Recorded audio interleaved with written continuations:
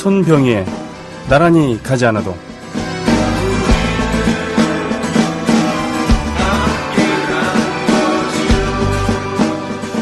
경향신문 기사입니다. 피의자가 덥다고 경찰서로 에어컨 주문. 에어컨 주문하신 분이요, 13일 오전 9시 30분 서울 강서경찰서 형사팀 전자제품 판매점 에어컨 설치기사 정모씨의 목소리가 울려 퍼졌다.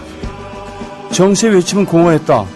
누가 에어컨을 주문했는지 묻는 정씨가 얻을 수 있는 답은 여기로 주문한 거 맞느냐는 말뿐이었다. 전력난 때문에 경찰서 등의 공공기관에는 에어컨을 가동하지도 않은 상황이었다. 정씨는 어쩔 수 없이 주문자에게 전화를 걸었다. 잠시 후 경찰서 구석에서 전화벨이 울렸고 한 남성이 수갑을 찬 채로 정씨의 전화를 받았다. 폭행 혐의로 조사를 받던 이모 씨였다. 이 씨는 수갑을 찬 손으로 자신의 머리 위 벽을 가리키며 날이 더우니 여기에 달아달라고 말했다. 정씨와 경찰은 모두 헛웃음을 지었다. 정씨는 지난 11일 이 씨로부터 에어컨 설치 예약을 받았다. 폭염 탓에 예약이 밀려있어 설치할 수 있는 가장 빠른 날이 13일이었다. 이날 오전 정씨의 전화를 받은 이 씨는 강서구 화곡동 자신의 집으로 에어컨을 보내달라고 했다. 오전 9시에 정씨가 이 씨의 집에 도착했지만 집에는 아무도 없었다. 다시 전화를 걸었을 때 이 씨는 경찰서로 오라 했다.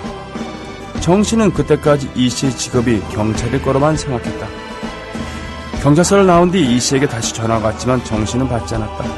정씨는 날이 더워지니 일이 많아 좋지만 이런 황당한 일도 다 겪는다고 말했다. 이 씨의 에어컨 설치 예약은 이날 오전 11시 42분 접수 취소됐다. 경향신문 정대현 기자의 피의자가 덥다고 경찰서로 에어컨 주문. 오늘 오전 6시 5분 발 기사였습니다.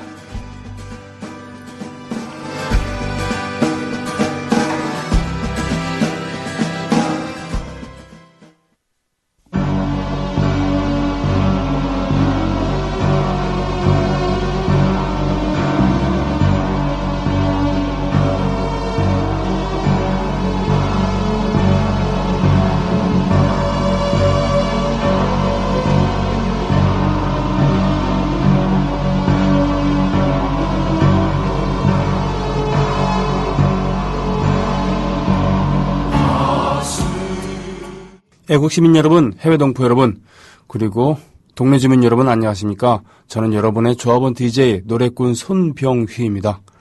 월요일부터 금요일까지 함께하고 있고요. 오늘은 목요일입니다. 그리고 8월 15일 광복절입니다. 독립기념일도 아니고 해방절도 아닌 광복절입니다. 복이 5개가 있다고 그러죠? 초복, 중복, 말복, 광복, 그리고 수복입니다. 9월 28일 수복이라고 하죠. 또 광복, 빛을 찾았다, 뭐 이런 느낌일 텐데 역시 그 어감이 해방이나 독립 이런 것보다 좀 약하죠. 그죠? 일본인들이 우리는 미국에게 졌지 조선에 진 게 아니다. 꼭 다시 돌아오마. 그리고 떠났죠. 돌아왔습니다. 돌아요 부산항해를 들으면서 돌아왔죠. 오늘 에어컨 얘기를 했습니다만 우리의 식생활이 급격하게 변한 것 냉장고 덕분이겠죠. 그죠? 냉장고가 나오기 전에는 음식이 잘 상하기 때문에 모든 음식을 짜게 저장을 할 수밖에 없었죠.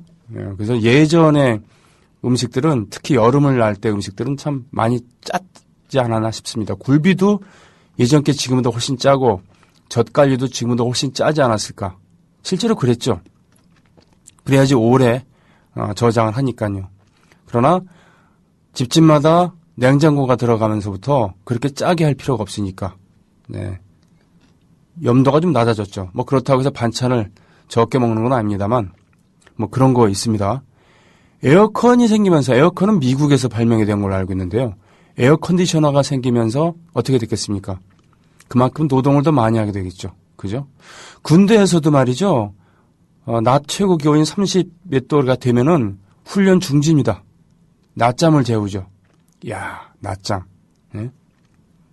야외 훈련 금지입니다. 그러니까 실내에서 있게 하는데 그렇게 더울 때는 아직도 라틴 꽃날이죠. 스페인이나 이탈리아 이런 데에서는 물론 점차 없어지고 있는 추세라고 합니다만 시에스타라고 하는 낮잠 시간이 있다고 하죠. 점심을 거하게 먹고 뭐 상가들은 철시까지 하고 한 2시간 낮잠 시간을 갖는 겁니다. 그러니 낮이 길고 밤이 긴 거죠. 밤이. 네. 늦게 한 12시 넘어서까지 노는 건 예사로 한다 그러는데 근데 그런 거 있어요. 근데 이제는 에어컨이 많이 보급돼서 그런지 모르지만 또는 경쟁력 때문에 그런지 모르지만 시에스타가 없어지는 추세라고 합니다만 그래도요. 네. 하여튼 이렇게 더울 때는 훈련도 군대에서도 훈련을 중지하고 그리고 국가적으로 이렇게 아예 전 민족적으로 자는 시간을 주기도 한데 에어컨이 있으면 그럴 필요가 없잖아요. 그죠? 네. 어느 때나 일을 시킬 수 있습니다. 실내에서는 말이죠. 실내에서는. 예. 물론 야외 활동은 자제를 시켜야 되겠습니다만 그러니까 노동 생산성을 위해서는 좋겠죠. 나쁜 건 뭐겠습니까? 역시 점점 더워진다는 것 아니겠습니까? 지금 우리가 기상청으로부터 듣는 온도에 대한 그런 것들은 모두 거짓말입니다. 도시에 사는 사람들에게는요. 백엽상이라고 있습니다.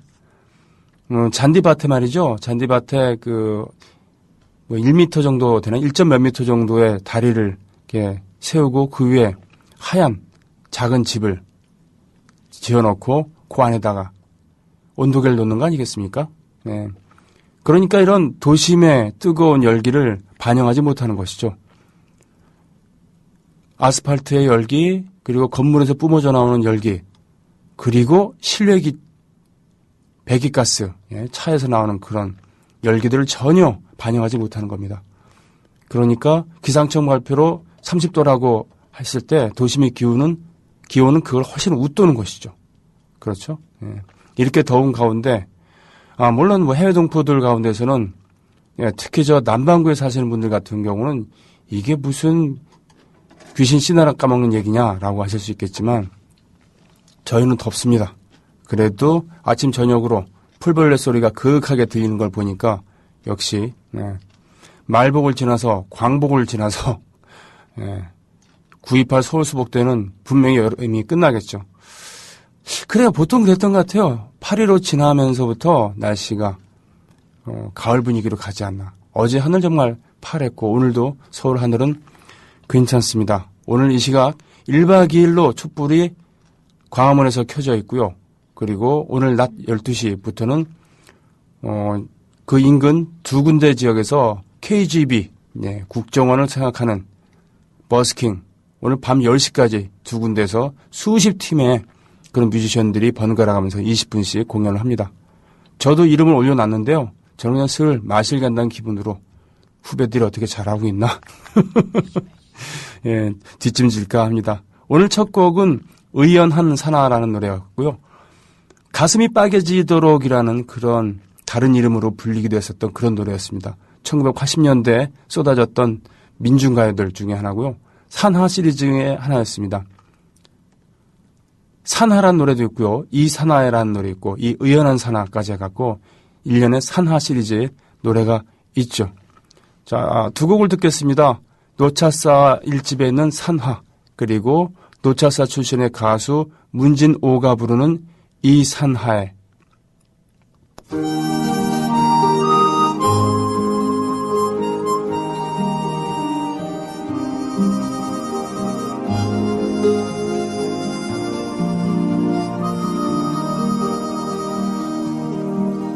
겨울 가고 봄이 오면 아지랑이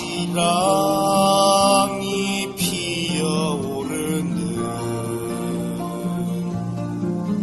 길게 스케일이 크고 장엄하죠. 앞에 들으셨던 산하는 포크적인 감성이 묻어나오고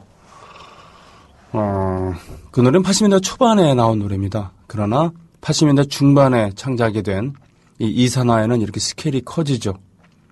1절은 3.1운동, 동학농민전쟁, 가부농민전쟁이라고 하는, 우리가 어렸을 때는 동학난이라고 배웠었던 1894년에 그 동학농민전쟁, 가부농민전쟁이라고 어떤 분은 말씀하시는, 2절은 3.1운동 얘기한 거고요. 3절은 만주벌판에서의 그 부장투쟁을 얘기한 겁니다. 우리가 어렸을 때 배웠던 교과서에는 독립군 얘기 잠깐 나오다가 청산리 대첩 얘기 나오다가 갑자기 뚝 끊어져요. 그게 1920년인데 그리고 40년대 광복군이 튀어나오죠. 그리고는 그것을 메꾸는 것은 국내에서 조선 그 내에서의 그런 신관의 운동이라든가 신민의 운동이라든가 또 실력을 키워야 된다는 얘기라든가 뭐 그런 얘기들 나와요. 도산 안창호 선생 얘기 나오고. 그리고 간간히 윤봉길, 이봉창 이런 열사들의 의거, 간헐적인 이런 개별적인 무장투쟁, 그리고 상해 임시정부의 분열상 뭐 이런 거 나오는데 나중에 알게 됐죠. 만주 땅에서 우리 조상들이 놀고 있지 않았다는 걸요. 그죠? 김좌진 장군도 물론 북로 군정서라고 하는 거기 소속의 거기를 이끌고 있었던 장군이셨지만 봉오동 전투를 해서 대첩을 거두셨던 홍범도 장군을 비롯해서요. 또 김일성, 그러니까 본명 김성주를 비롯한 양세봉 이런 분들을 그 유격대들, 게릴라들이 있었죠. 어떤 분들은 뭐 민족주의 계열로 분류가 되기도 하고 어떤 분들은 사회주의 계열로 분류되기도 합니다. 분명히 무장투쟁을 하고 있었고 또 윤세주 이런 분도 계셨고 의열단도 있었잖아요. 의열단. 그걸 소재로 한 영화도 있었습니다만 그런 테러를 주임무로 하는 나석주, 윤세주 심지어는 중국군에 입대해서 싸운 분도 계시죠. 김무정이라고 불렸었던 한국전쟁 당시에 북쪽의 맹장으로 인민군을 끌고 내려와서 특히 철수할 때 철수를 잘 조직했다고 김일성 당시 그때는 이름이 뭐였나요? 주석은 아니었고 수상이었나요? 칭찬받은 바 있었던 나중 수청이 됩니다만 그분도 무정이라는 이름으로 중국군에 복무했었고 남한에서 초창기 지리멸렬했던 그런 국방군을 추스리고 반격의 태세를 만들었던 김홍일 장군도 이름이 따로 있었어요. 왕호인가 왕뭐라는 이름이 있었는데 이분도 거기에 별 2개 출신입니다. 중국군에. 그렇죠? 그러나 이분들이 남과 북으로 나뉘어서 싸우게 되죠. 이 김홍일 장군 같은 경우는 우리나라에서 해방된 조국에서 별 3개를 더해서 오성 장군이라는 칭호를 얻게 되죠. 바로 그 김홍일 장군이 중국 이런 왕 모였을 때 그때 윤봉길 의사에게 줄 도시락 폭탄을 실험을 하고 그리고 마련해 준 것이 바로 김홍일 장군이었습니다. 이 산하의 3절은 그렇게 만주에서의 무장투쟁 얘기를 다룬 것이었고요. 그렇기 때문에 그런지 이렇게 장호합니다. 민중가수들이라고 불렸었던 그런 사람들 한 번쯤 이 노래를 도전하지 않은 분이 안 계실 거예요. 그러나 스케일이 큰 만큼 목소리도 서사적이었기 때문에 적이어야 하기 때문에 아무나 소화를 할 수 없는 그런 곡이었죠. 노차사 출신의 문진호 씨, 노차사의 재직 시에도 이 노래를 레파토리로 삼았지만 자신의 이번 4집에 새로 이렇게 수록을 했습니다. 생방송 게시판 가보겠습니다.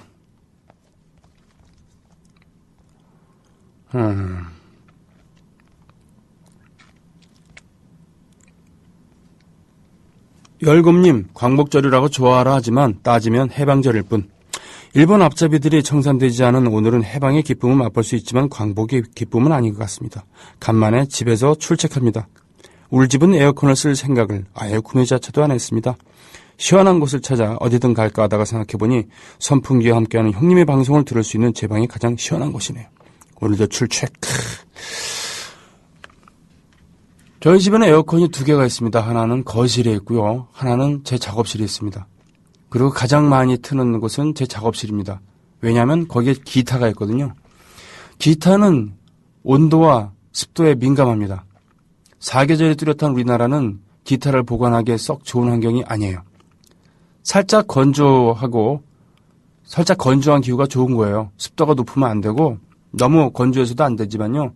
일단 습도가 높으면은 습기를 머금어서 기타가 이렇게 휩니다. 통이 휘고 소리도 먹는 소리가 나오죠. 기타에게 가장 좋은 습도는 45% 플러스 마이너스 5도입니다.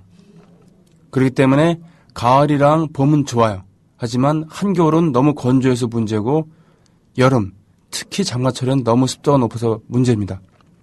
그래서 겨울에는 제습기를 계속 틀어놓습니다. 물론 습도계를 비치해 놓죠. 그리고 여름에는 제습기를 틉니다.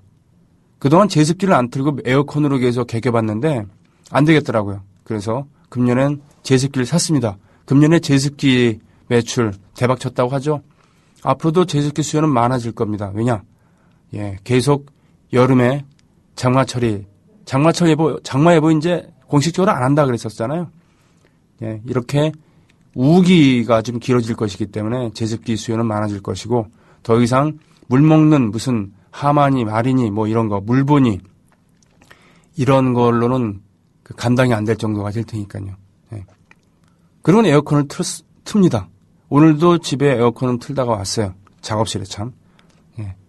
제 악기를 위해서. 그런데 집 거실의 에어컨은 웬만하면 틀질 않습니다.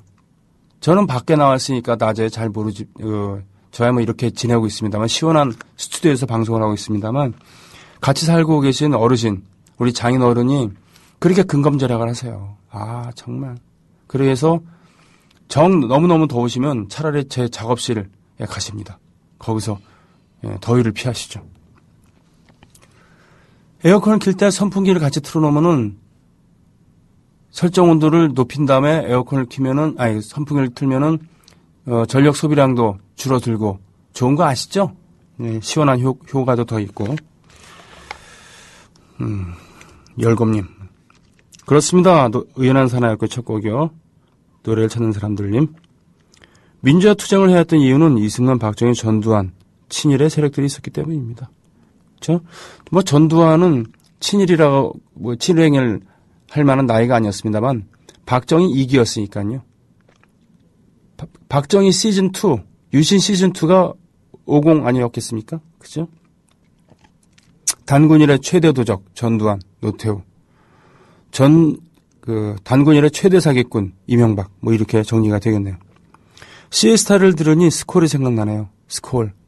그래요. 우리 멀쩡하다가 갑자기 확 퍼붓고 다시 확 개고 그랬던 것이 이 열대지방의 스콜이랑 비슷한 느낌이었겠죠? 그죠? 백마고지님, 어제 잠깐 배웠었죠? 닉네임이 그래서 그런지 얼굴이 길었습니다. 네. 오늘은 저도 잊고 있었던 날을 아들놈이 기억하고 집 밖에 국기를 걸어놨더군요. 제가 농담으로 너 어버이연합 회원이지? 씩 웃더군요. 같이 촛불 들어 다니며 많이 봤거든요. 언제부턴가 이렇게 태극기의 의미가 변질됐는지 씁쓸한 날입니다. 제발 가을 철 나기 전에 끝났으면 하는 바람입니다. 그래요. 특히 해외에 가 있으면 태극기만 봐도 가슴이 쿵쾅거리죠. 그리고 제가 해외여행을 했을 때 가장 4박 5일 이런 거 말고 열흘 넘게 있다가 비행기를 탔을 때 그 국적기에서 한국말을 쓰는 스튜어디스를 만났을 때 어찌나 반갑던지요. 네, 다들 이런 마음을 갖고 있는데 지들 스스로 애국 세력이라고 주장하는 사람들이 태극기를 가지고 모욕을 하니까요. 그 태극기 이름으로 테러를 저지르고 쌍욕을 하고 오늘도 지금 버스킹을 하고 있습니다만 그 맞은편에서 확성기 틀어놓고 군가를 계속 2가지 종류만 군가를 계속 틀어준대요.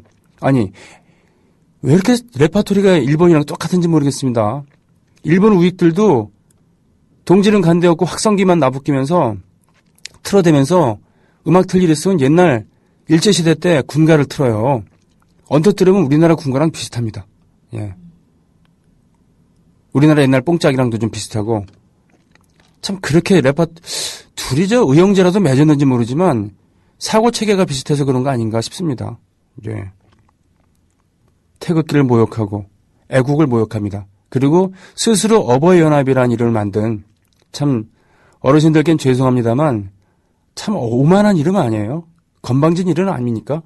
어버이는 나이 어린 사람들이 우러러 보면서 접대하는 공경의 의미로 어버이라고 대우하고 그러는 거지, 스스로 지들이 어버이라고 주장하면서 말이죠, 니들은 우리를 대우해야 돼, 모셔야 돼 라는 이런 뉘앙스가 있는 이름 자체가 저는 좀 마음에 안 들더라고요.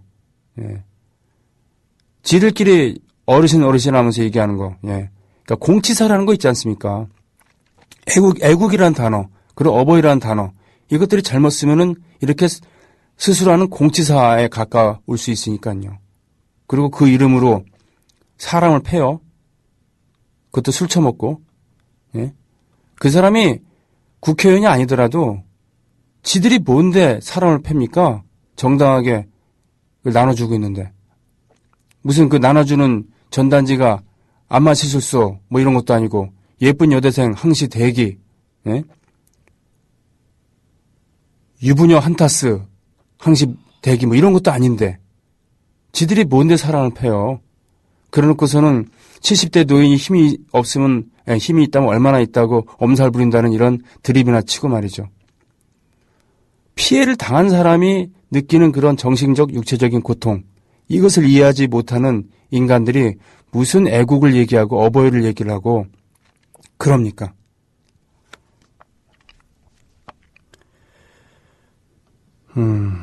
건국절 드립친 인간이 있던데 어떻게 생각하세요?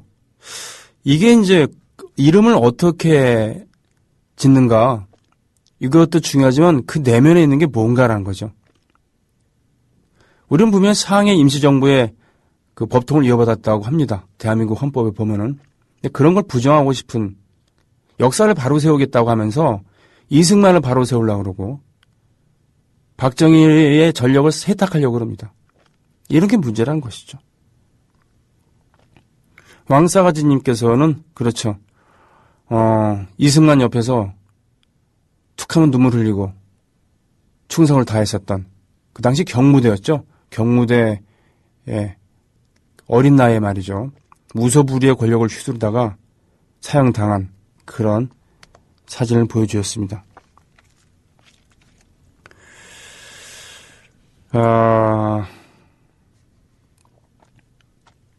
오늘 다음 준비한 곡은요, 살아남은 자의 슬픔이라는 노래입니다. 민병일님의 시인데요, 어느 독립운동가에 대한 이야기죠. 듣습니다.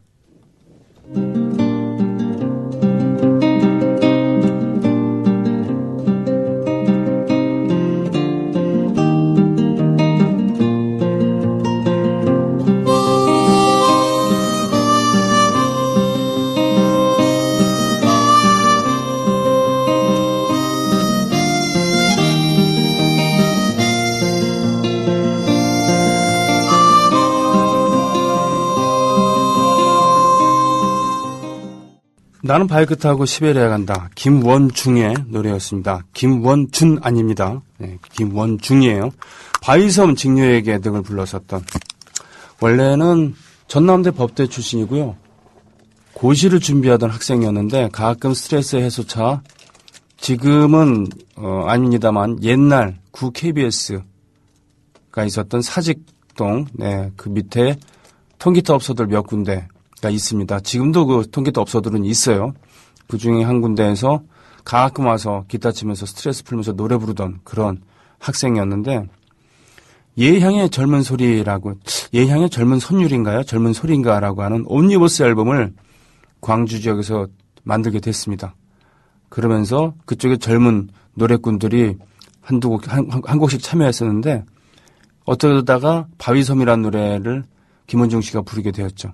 그 노래가 히트해서 가수가 된 분입니다. 그리고는 문병란 시인의 직녀에게 이 노래, 정식 1집에 이 노래를 발표해서 뭐라 그러나요? 조용하지만, 광범위하지는 않지만 끊임없이 사랑받는, 통일운동을 하는 사람들에게 거의 성가 같은 그런 노래이기도 했습니다. 김원중 씨는 그러나 지금도 현재 진행형입니다. 이런 나는 바이크 타고 시베리아에 간다라는 이런 모던한 노래를 발표할지도 않은. 그리고 어쩔 수 없는 광주 사람. 2010년 광주항쟁 30주년을 맞이해서 아무것도 안 하고 있는 것들이 슬프다고 싱글을 제작해서 5월의 꽃이라고 하는 싱글을 제작해서 발표하기도 했었던 그런 분이죠. 혹시 새로 가입하신 분 계시면은 어제 광장에서 70분 넘게 가입해 주셨다고요? 그리고 소설가 박범신 선생님께서 오셔서 김영림 희대의 책 한국 종교가 창피하다 사인 받으셨다고요? 선생님 뵙고 싶네. 예. 어디서부터입니까? 제 시간인가요? 어디서부터가? 사이타마. 일본 사이타마현의 미사토시에서 세 분이 가입을 해주셨어요. 사이타마현은 도쿄 위쪽입니다. 바로 위. 우리식으로 얘기하면 경기 북부죠. 그리고 사이타마현 후타바시인가요? 네. 거기엔 크레용 신짱이 살고 있었죠. 우리나라는 짱구는 못 말려라는 이름으로 번안이 됐습니다만, 노하라 히로시, 그리고 그의 아들 노하라 신노스케를 신짱이라 부르죠. 애칭으로 부르잖아요. 일본 사람들 애칭으로 부를 때 짱자를 붙잖아요. 네. 그리고 어머니는 맨날 이 두 남자 때문에 속을 끓고 있는 미사에 기억이 납니다. 이 만화 시리즈를 그리셨던 우수이 요시히토. 만화책엔 요시토 우수이라고 써 있습니다만 이름과 성을 바꿔서 이렇게 하신 거죠. 산에 오르셨다가 돌아가셨습니다. 사고사였죠. 그게 재작년이었던가요? 저는 그 크레용 신짱의 열렬한 팬이었습니다. 크레용 신짱을 보면은 거기 나오는 악당이나 또는 권력자들이 사실을 보면 얼마나 유치한 놈들인가에 대해서 비웃음을 날려주고 있죠. 그런 부분이 전 좋았어요. 경기 동두천시의 소요사님, 동두천 사람이라는 정체성에 걸맞는 그런 닉네임이군요. 소요사님. 경기 남항주시 평내동, 중흥아파트 사시나요? 백봉산 아래, 그래요. 백봉초등학교 있고 백봉산이 있습니다. 그 중흥 아파트에 제 여동생 가족이 살고 있습니다. 언덕 위에 있어갖고 평내호평역에서 걸어 올라가려면 제법 운동하는 기분이 들죠. 과천시 중앙동에 촛불 014-1234 일가족이 오신 게 아니구나. 어제 현장에서 가입해 주신 분들이거든요. 네. 지금 어제 바로 현장에서 가입하신 분들 입력 들어가고 있는 모양입니다. 보니까 과천시 중앙동, 노원구 공릉이동, 동대문구 회기동, 광주 동구에서 오신 분이 계세요. 이거 촛불을 위해서 광주에서 오셨거나 아니면 서울 출장길에 오셔서 가입을 해주셨거나 둘 중에 하나군요. 고맙습니다. 이런 소중한 분들의 이름을 우리는 기억하고 있습니다. 노상술님, 20대 시절 가슴 저미며 불러잡혔던 노래를 지금 들을 수 있다고 좋으셨다고 했어요. 솔트피터님, 아이엠베드로님의 글. 삼성이 국민의 사랑을 받는 기업이 되는 것은 불가능하겠죠. 그렇죠. 이건희가 이완용의 증손은 아니죠. 하지만 그렇게 해도 별 무리 없겠구나라고 생각되는 것은 그들의 행태 때문이 아닌가 싶기도 합니다. 노덕술의 손자가 노재봉. 노덕술은 일제시대 때 악질적인 고문 경관이었죠. 독립운동가를 탄압하는. 그런 인간이 해방된 다음에도 버젓이 경찰에 남아갔고 채나라에 경찰이 됐습니다. 그의 손자는 친미 독재 정권에 부역했었던 노재봉이고요. 저는 연좌제는 옳지 않다고 생각하기 때문에 그의 어머니 아버지가 누구인가 보다는 그 본인이 어떤 사람인가가 더 중요하다고 저도 생각을 합니다. 다만 그 유산을 가지고 울거먹으려고 그런 것에 대해서는 견제를 해야 되겠죠. 그렇기 때문에 우리가 자꾸 닭깎기 마사오 얘기를 하는 거 아니겠습니까? 그 후광을 등에 업지 않고 혼자서 자력갱생했으면은 인정합니다. 그러나 아직도 그 행태마저도 지금 닮아가면서 가고 있는 거 아니겠습니까? 이런 표현 쓰고 싶지 않습니다만 정말 관장사하고 있는 거 아니에요. 그리고 상대적으로 독립운동가들의 자손들이 국가로부터 제대로 된 대우를 받지 못해서 어렵게 사는 모습, 이것이 문제입니다. 그러니까 이분들을 대우하고 그리고 이분들을 발굴해서 이렇게 위로해드리고 기려주고 혜택을 주고 이런 포지티브한 식으로 했으면 좋겠어요.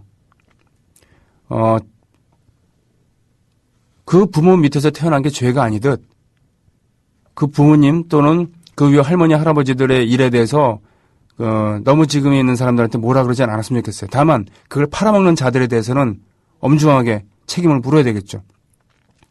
하여튼 그런 것보다는요. 그런 연좌제보다는 독립운동가의 자손들을 잘 대우하고 그리고 명예회복이 되지 않은 그런 분들에 대해서 다시 재평가를 하고 그런 것이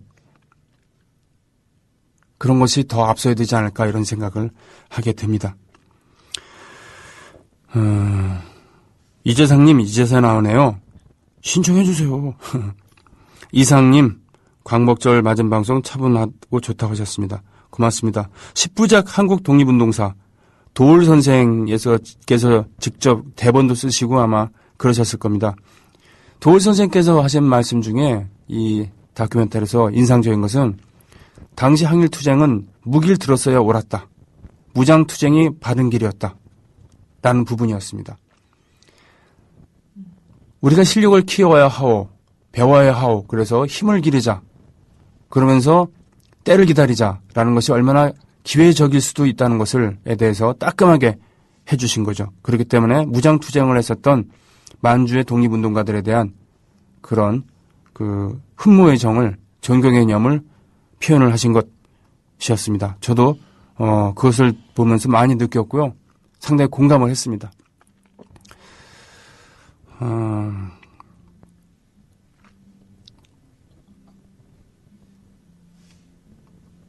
휘하님, 국민TV를 들으니 이제야 제대로 광복절을 기념하는 것 같습니다.